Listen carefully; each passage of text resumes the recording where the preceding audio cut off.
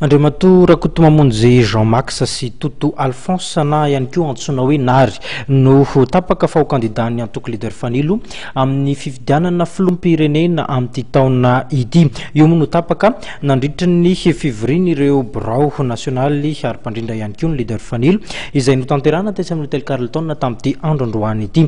Ny tsara ho fantatra manodidina an'izay no entina amintsika. Ka comité national de coordination natao androany. Le comité national de coordination dia lietsona an'ireo membre birao mpandrindra sy ny birao any amin'ny faritra bureau national régional zany. Nisy teo amin'ny enimpolo teo zahay nikeo amin'ny teto.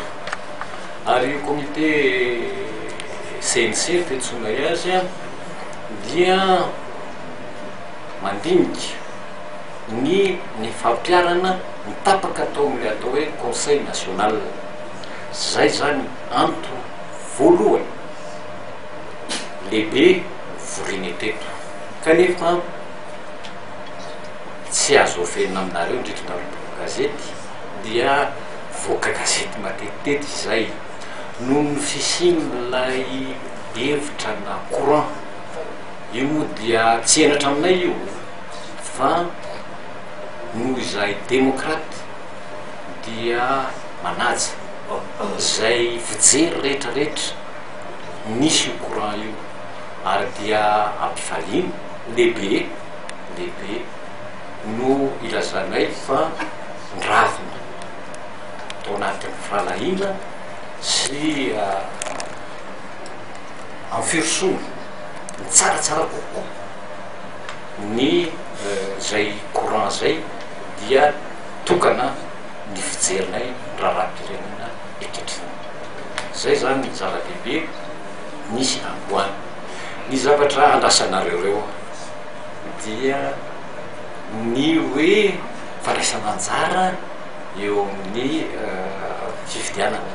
Ny fanambaranay tamin'ny vovonana tamin'ny 24 Desambre 2010 fa andray anjara izahay ary indrindrindrindra andray anjara amin'ny fifidianana filoham-pirenena zay kasay novitaina amin'ny taona 2010 ity.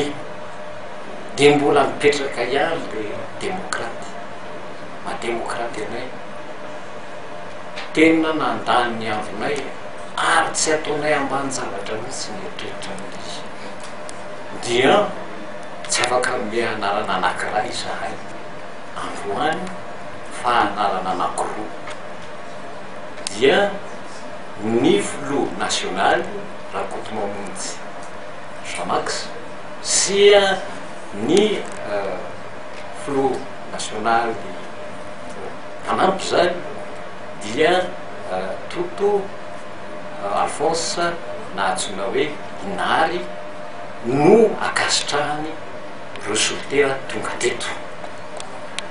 Tsy maintsy anankiray no atolotra noho izany dia nanapa-kevitra zahay fa mila fandalinana lalina dia lalina zany.